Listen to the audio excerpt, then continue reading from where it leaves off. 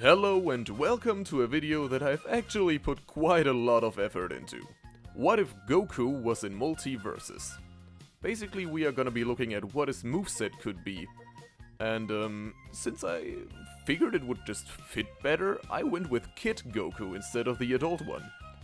So let's just get started. For his grounded neutral attack we have the classic rock, scissors and paper. Basically just a little 3-hit combo that would also kill at higher percents. He has used that against Yamcha, for example. When he's in the air, this move turns into the 8-arm fist, which I'm pretty sure he copied from someone in the first tournament he was in. This move does not have a lot of kill power, but it's really quick. His side attack on the ground is the extending power pole. Basically, the longer you charge, the more kill power it has and the longer the staff extends. He has also used this move against Yamcha, but also countless other people. In the air, this move is the flying kick, which is also chargeable. This is the exact kick that Goku used against Master Roshi when they clanked in the tournament. His grounded up attack is another quite basic kick that you can charge and that can send opponents upwards to lead into combos. The aerial version is the power pole rotation. Basically, it's just like the name implies, Goku rotates his power pole, hitting the opponent a couple times and then knocking them away. His grounded down attack is the tail trip, like he used against Master Roshi too, for example. He wraps his tail around the opponent's leg and basically makes them trip and fall to the ground. This can also lead into combos. The aerial version I'm not sure whether Goku has actually ever used like that. Basically he just extends his pole downward and spikes every opponent in the way. If the pole touches the stage, he will use it to slide down and touch the ground again. Now for the specials. Of course, the neutral special on the ground has gotta be the classic Kamehameha. The longer you charge it, the stronger it gets, and while charging you can freely angle it within 180 degrees. While shooting the Kamehameha you can still angle it, though not as freely and not as quickly. Using this move in the air will cause Yajirobe out of all people to show up and yeet a senzu bean at Goku.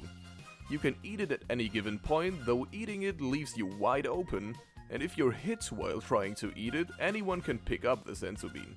Consuming it will heal you for a certain amount that I am not gonna specify because I don't know what would be broken and what would be useless, and it also heals you from negative effects. The cooldown is 30 seconds, though that might also be too much or too little. I obviously couldn't test it out. The grounded side special is the power pole boost. Basically Goku just extends his pole against the ground, lunging forward and striking the opponent with his knee. In the air, this move turns into the reverse Kamehameha, where you shoot a Kamehameha backward and then Goku attacks the opponent with a headbutt.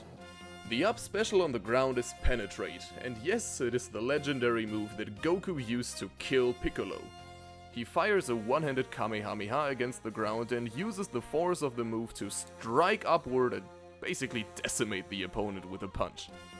The up special in the air is Flying Nimbus, where Goku summons his Flying Nimbus. Duh.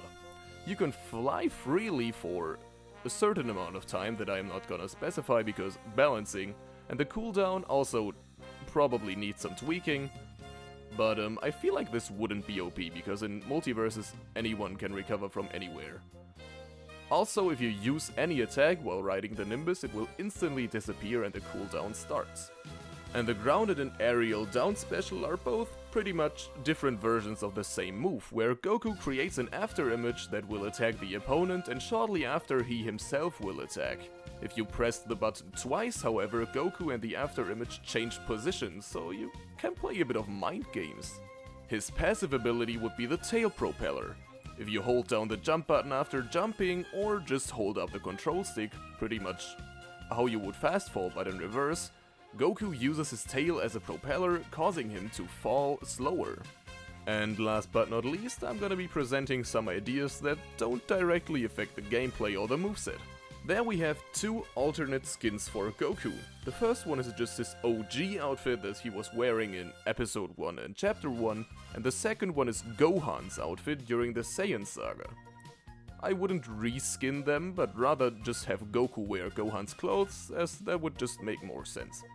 And lastly, I have an idea for a taunt or winning animation, where basically it's just the scene where Goku stole Master Roshi's sunglasses and poses with him.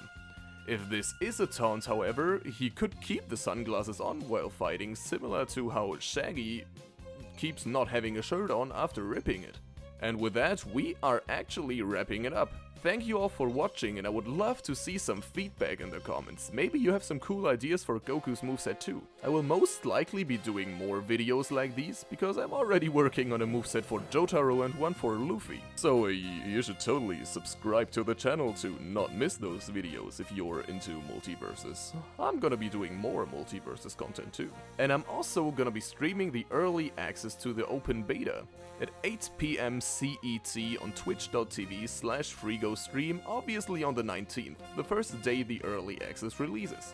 If you don't have early access yet yourself, come by, watch my stream for an hour, and then you will. Well, enough of the shameless self-plugs, have a nice day, bye.